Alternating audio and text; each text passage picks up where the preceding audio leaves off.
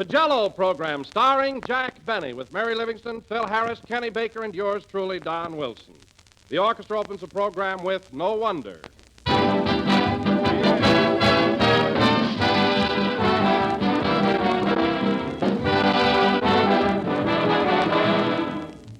Well, here we are at the beginning of another year, and Jell-O wants to send greetings to all of you. And we've received a letter that makes a swell New Year's greeting for us. It's from a woman who's been using Jell-O year in and year out for the past 37 years. She is Mrs. C.C. Brown of Huntington, West Virginia. And listen to what she writes. We bought our first package of Jell-O in December 1902. We lived in the country then and made few trips to a store, so the Jell-O was a bit of a luxury, saved for the holiday gathering of kin and friends. Needless to say, Jell-O made a hit, and we've used it exclusively ever since. When I had my own home, I wanted something special. Nothing so filled the requirements as Jell-O. In all those 37 years of use, I've never had a package that wasn't perfect, and Jell-O is a prime favorite with my family. Well, thank you, Mrs. Brown. That's a grand letter to start us off on 1939, and to the rest of you, we'd like to say, if you want to give your family their prime favorite dessert, if you want to enjoy that delicious, extra-rich fruit flavor, look for the big red letters on the box. They spell Jell-O.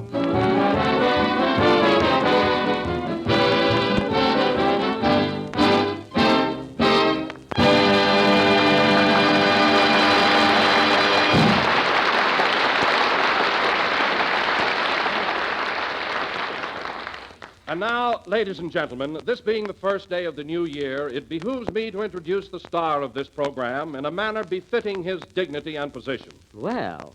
He is a man whose illustrious character and many fine qualities have my sincere admiration. Oh, Don, please. A man whose lovable nature and unselfish devotion to others... Say, Jack. Quiet, Mary. I want to hear this.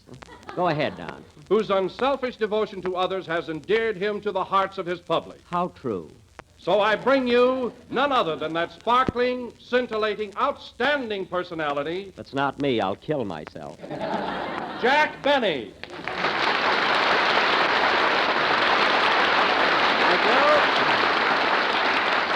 Thank you. Hello again. This is Jack Benny talking, one of the sweetest guys I've ever met. And, Don, I want to thank you for that beautiful introduction. You know, as a rule, a man has to be dead before he gets such a lovely tribute. Well, I wrote it just before the broadcast while you were lying down. Oh, you didn't expect me to get up, eh? Well, I am pretty tired after last night. Hey, by the way, Don, what did you do New Year's Eve? Did you have any fun? Oh, I had a swell time, Jack. Simply wonderful. That's good. First, I took my wife to a movie, and then we went to the Coconut Grove to celebrate. Well, that was nice. First a picture, and then the Coconut Grove. I suppose you danced a lot. No, my wife left her shoes in the movies. Well, there's nothing like relaxing at the cinema. I often slip my shoes off myself, but I'm getting so absent-minded, I'm not going to do it anymore. You're not? No, the other night at Grauman's Chinese, I was clear down to my underwear before the usher stopped me. Oh, it was embarrassing. I can imagine. Well, tell me, Jack, how did you spend New Year's Eve? Any excitement last night? Well, I had a fairly good time, Don. I took Mary to the Wilshire Bowl, you know, where Phil Harris is playing. Oh, you did? Yeah. Say, you had a pretty good time in my place last night, didn't you, Jackson? Yes, I had a nice time, Philson. But as long as it was your place, you might have seen that I got a decent table. What are you talking about? Your table wasn't so far away. It wasn't. I was so far from the bandstand, I couldn't even see the circles under your eyes.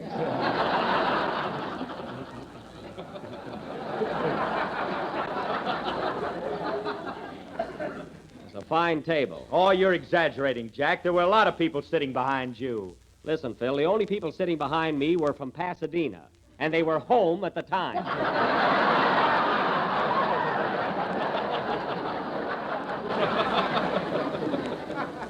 What a New Year's Eve. Well, Jack, maybe Phil couldn't help it. New Year's Eve's a big night, and after all, first come, first serve. That's what burns me up, Don. I was the first one in the place. I got there so early, the manager asked me to help blow up the balloons.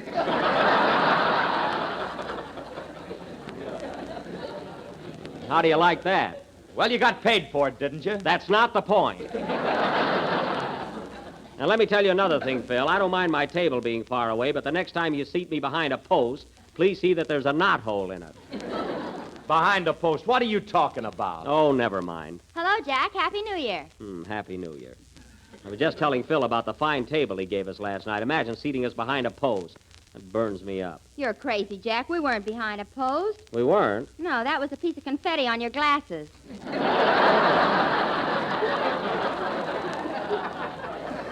Well, why didn't you tell me? I nearly broke my neck trying to peek around it. Anyway, post or no post, we were certainly sitting far enough away from everything. Well, I'm glad we were. I was so ashamed sitting next to you with that old-fashioned tuxedo you had on. Why don't you buy a new one? Oh, how often do I wear a tuxedo?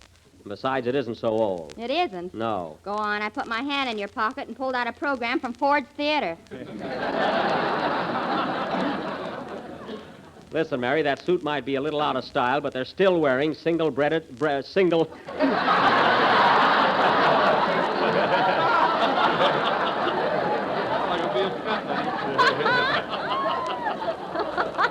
Now, listen, Mary. That suit might be a little out of style, but they're still wearing single-breasted tuxedos. Not with a belt in the back.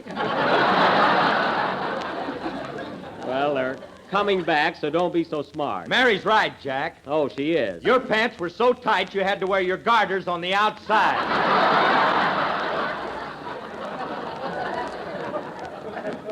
Listen, Maestro, one more crack out of you, and you'll be leading the organ on the Lum and Abner program.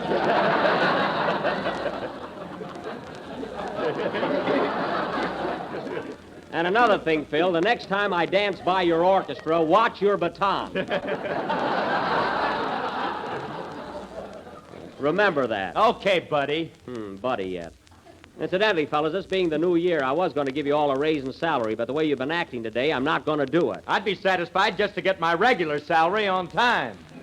Now, wait a minute, Phil. Don't give me that. I put your check in the mail every Monday morning. Well, from now on, don't pin it on a postcard. I don't want people to know what I'm making.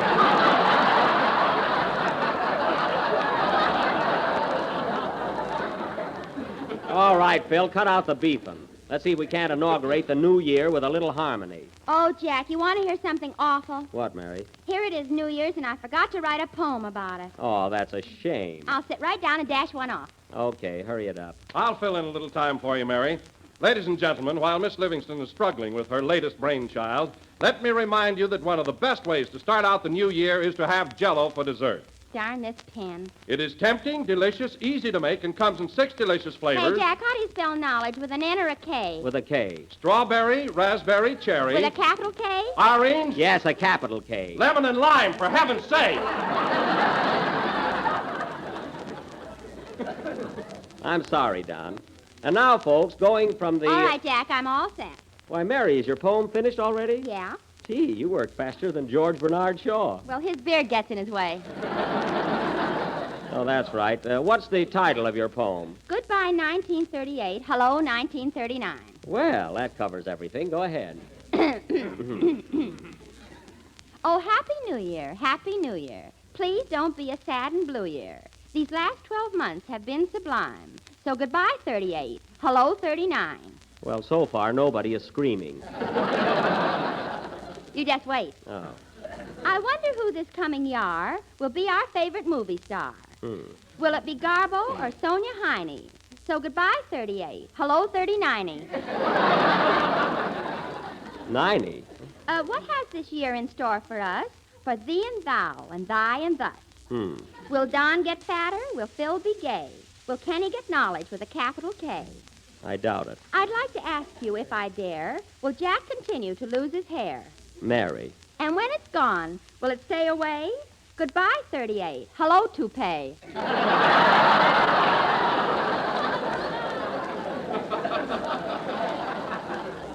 Mary, get to the last verse, will you? It's coming up now. That's good. Oh, Happy New Year, Happy New Year. Please don't be a sad and blue year. We will give you one more chance. So goodbye, Broadway. Hello, France. Well.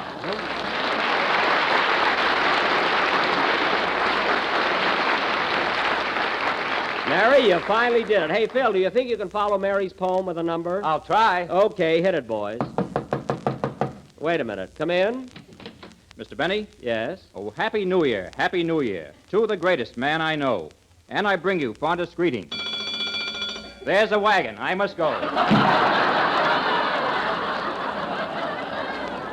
Well, I'm glad they let him out for our program. Play, Phil.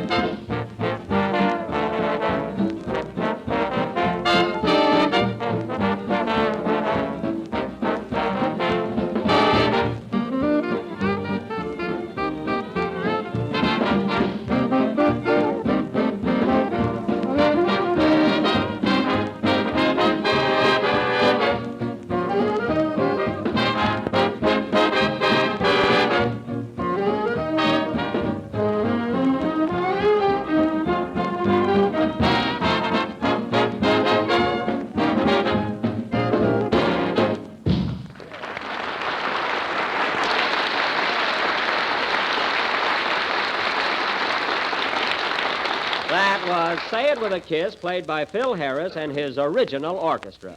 And now, ladies and gentlemen... Original? Yeah. Wait a minute, Jack. This isn't the band I started out with.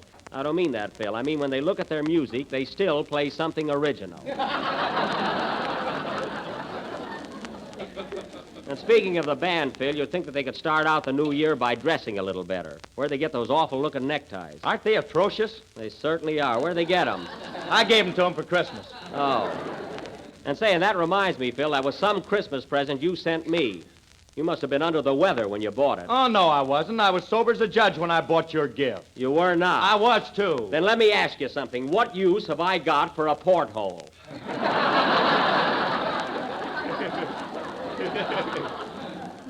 Isn't that a fine present, Mary? A porthole. Well, if your head gets any bigger, you can use it for a monocle. All right, don't make it any worse than it is. Oh, hello, Kenny. Hiya, Jack. Happy New Year. Well, Kenny, I see you're still celebrating. You must have had a good time last night. I'll say, I didn't get to bed until 10 o'clock. Gosh, I'm a wreck. Kenny, how can you be a wreck if you went to bed at 10 o'clock? I slept in a folding bed and I forgot to pull it down. Well, it's none of my business, Kenny, but would you mind telling me how you got into a folding bed without pulling it down first? I'm not going to tell till I get it patented.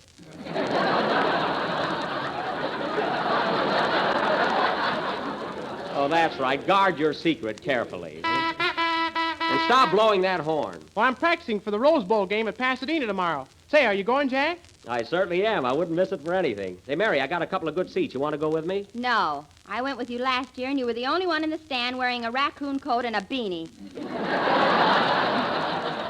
Well? And the way you were waving that pennant around, I was so embarrassed. Well, what's wrong with waving a pennant? Yours said Waukegan High School on it. All right, you don't have to go with me. I'll take somebody else. You want to go with me, Kenny? Sure, but I'll have to bring my girl along. I don't see how, Kenny. I've only got 2 seats. Well, I'll invite her anyway. Maybe we can lose her in the crowd.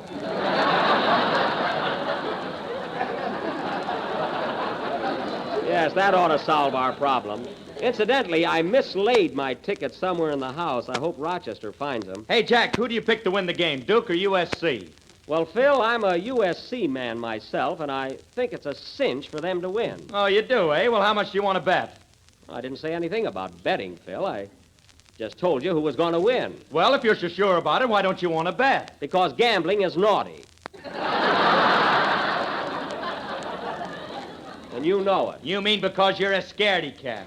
Scaredy cat, listen, Harris, what are the odds on the game? 2 to 1 on USC. All right, wise guy, I'll bet you 20 cents to a dime, and put up or shut up. Well, what are you stalling for, Harris? He's afraid if he wins, you'll fire him. That's it. I thought you'd welch on it. 20 cents to a dime. Make that $100 to 50 and you got a bet. Don't try to show off, Phil. You had your chance. Now, let's drop it. You know, I don't think Jack wanted to bet at all. Think. Kenny, your job on this program is to sing. Well, I can have a hobby, can't I?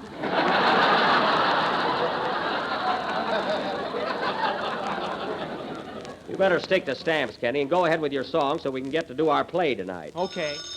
Hold it a minute. That must be Rochester. I asked him to call me. Hello? Hello, Mr. Benny. This is Rochester. Yeah, I was waiting for your call. Did you find my 2 tickets for the Rose Bowl game? No, I looked high and low. I can't find them anywhere. Oh, gone it, that's a shame. Well, keep on looking. They might be in the house. They must be in the house someplace. Okay. So long. So long. Say, boss, can I have tomorrow off? I gotta go to a wedding in Pasadena.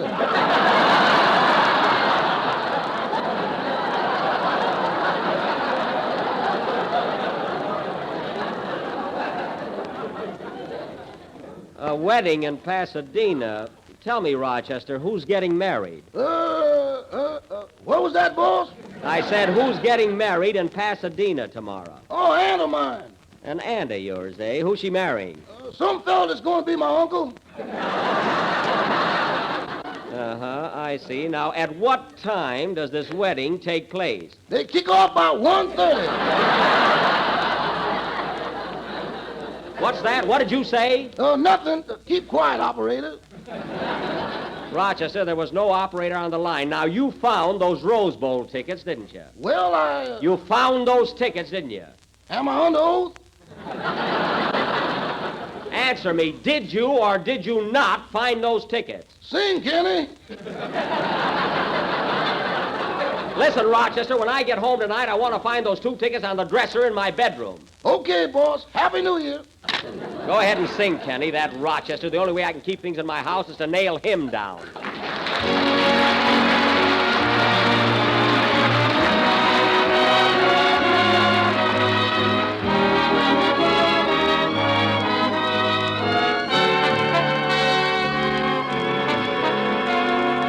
I promise you with heart sincere that I will always love you, dear. That when you need me, I'll be near. I promise you. My love for you is as great as a love can be. Yet words couldn't quite express the way that I feel. And as we stand at the doorway of days to be,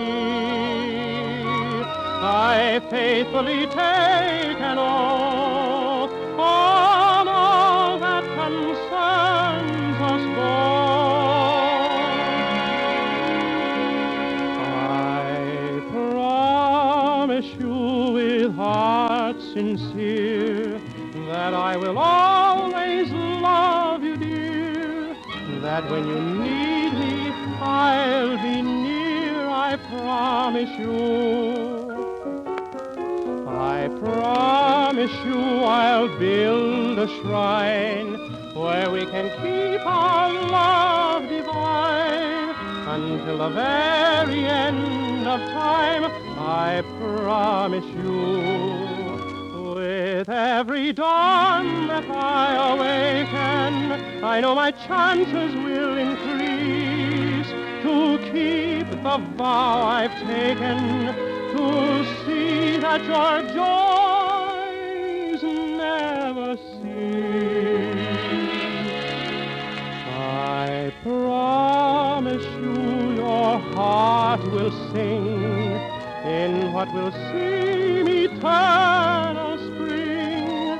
I'll try to bring you everything I promise you.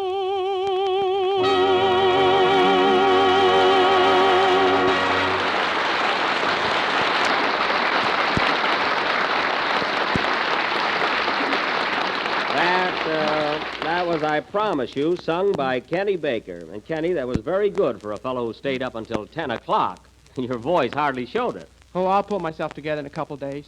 I hope so. And, Kenny, if you got to bed at 10 o'clock last night, how'd you get those awful circles under your eyes? I painted them on. Ain't I nuts? You sure are. And now, ladies and gentlemen, for our feature attraction this evening. I was going to paint wrinkles on my forehead, but my mother wouldn't let me. Well, she was right. And now, ladies and gentlemen. If I was Kenny's mother, I'd trade him in for an Airedale. Now, Mary, Kenny's mother wouldn't do that. And now, folks. We've got an Airedale. All right. If you two will quiet down, I'd like to get on with our play. And now, folks. You know something, Kenny? I never met your mother. Oh, you didn't? Phil, for heaven's sake, who cares? Now, let's get on with the play. Everybody's butting in here but Don. Well, I met Mrs. Baker. Oh. Well, I'm very happy to know it. And now, folks, going from Mrs. Baker to our feature attraction of the evening, this being the first day of the new year, tonight we are going to present an original play, a sort of a New Year's fantasy, entitled The New Tenant, or Goodbye 38, Hello 39. Now, I will... You stole that from my poem. Mary, that was just a coincidence, believe me. Now, in this fantasy, I will play the part of 1938. And Mary... You know, Jack, I read this play 4 times, and I still can't understand it. Well, in the first place, Kenny, our play is a little too deep. And in the second place, you're a little dope. Now, I will be 1938, and Mary will be Mrs. 1938, my loving, loyal wife. And we have 12 children. What are you laughing at? I don't know. It's censored. Then keep still. Now, our play opens in the home of Mr. and Mrs. 1938, who live in a big round house called the Earth. It is almost midnight on December 31st, and their lease is about to expire. Curtain. Music.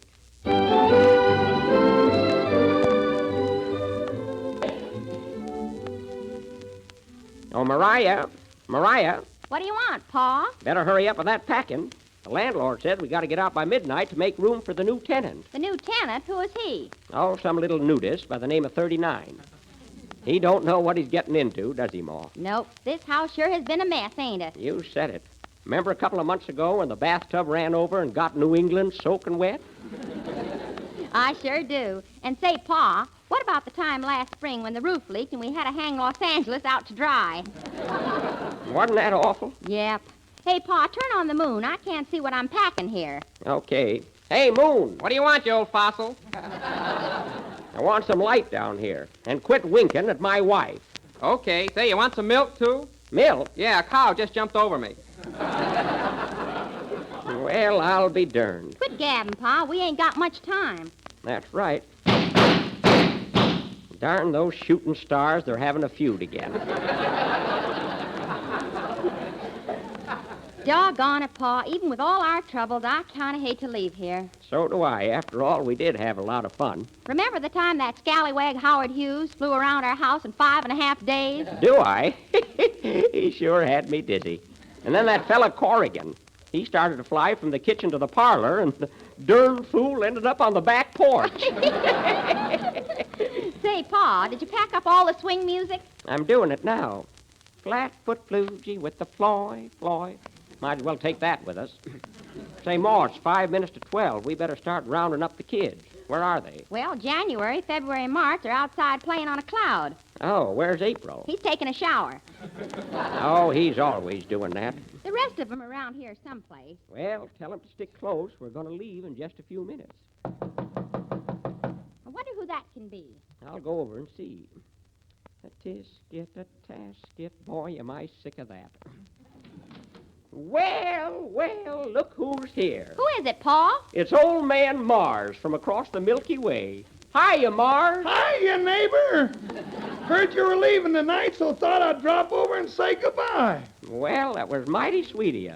Say, I sure handed you a scare a couple of months ago, didn't I? You certainly... Hey, what was the big idea, anyway? Well, I really didn't mean it. I was lighting a cigarette, and I reached down in the Hudson River to put the match out. And what happened? Well, my hand slipped, and I gave New Jersey a hot foot. You sure did. Say, Mars, you'll have to excuse me now. It's almost midnight, and I got to be getting out of here. So long. So long. Oh, say, I got my rocket ship outside. Can I give you a lift anywhere? No, thanks. We'll be all right. Say, those rocket ships smoke a lot, don't they? Yeah, the exhaust pipes are bad. I just flew by heaven, and now angels really got dirty faces. Well, if you pass by the other place, give my regards to Fred Allen. So long, Mars. So long. Well, Ma, it's almost midnight, so put on that silly hat of yours and let's get going. Okay, Pa. There's the first stroke of 12. I wonder what's keeping the new tenant. Don't worry, he'll be here. Doggone, Ma, I forgot to find out where we're moving to. Thought you bought a place over on Jupiter. No, but I took a look at Venus. Time's a-fleetin'. We can't leave until that little brat gets here. That must be him now. Yep. Come in.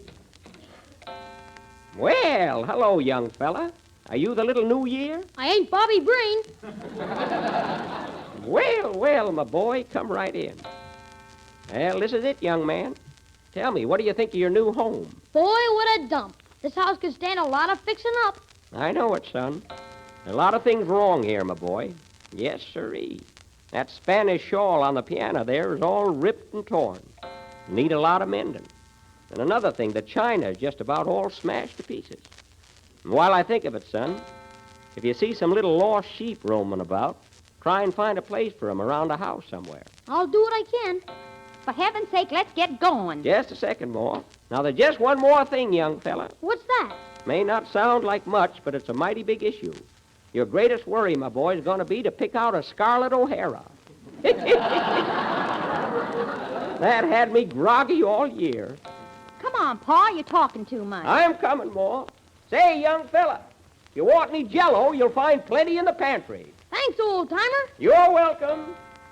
Happy New Year, young fella. Happy New Year. Come on, Ma, let's go.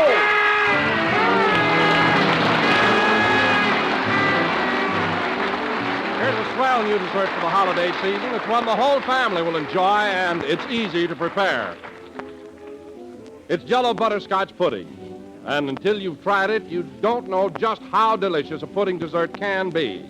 Creamy smooth, rich and tasty, with that real old-fashioned butterscotch flavor that will bring the family back for more. Then try the new Jell-O vanilla pudding, tempting, delicate, and full-flavored. And a Jell-O chocolate pudding, smooth and chocolatey, the kind that Mother used to make, but far quicker and easier. For all three Jell-O puddings take next to no time to prepare. There's only a few minutes cooking required. You'll find the simple directions on every package. And these new puddings will be a real surprise to you, for they're just as good as your own. Made with the same fine, wholesome ingredients, with a taste and texture you'll say is perfect. The best way to buy is to get 3 packages at a time. So ask your grocer for Jell-O butterscotch, vanilla, and a chocolate pudding. The real homemade kind. This is the last number of the 14th program in the new Jell-O series. And we will be with you again next Sunday night at the same time. Are you listening, Tommy? And now, ladies and gentlemen, I would like to announce that in response to many, many requests, and owing to a renewed and timely interest, we are going to present our version of Walt Disney's famous picture, Snow White and the Seven Dwarfs, next Sunday night. So if you missed it the first time, folks, be sure and tune in. And if you heard it, tune in anyway, as we're going to have a brand new Prince Charming. Guess who, folks? Oh, Andy, you gave it away. Good night, folks.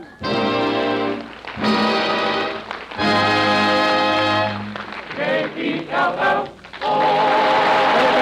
On the Jell-O program, should courtesy of Mervyn LeRoy Productions.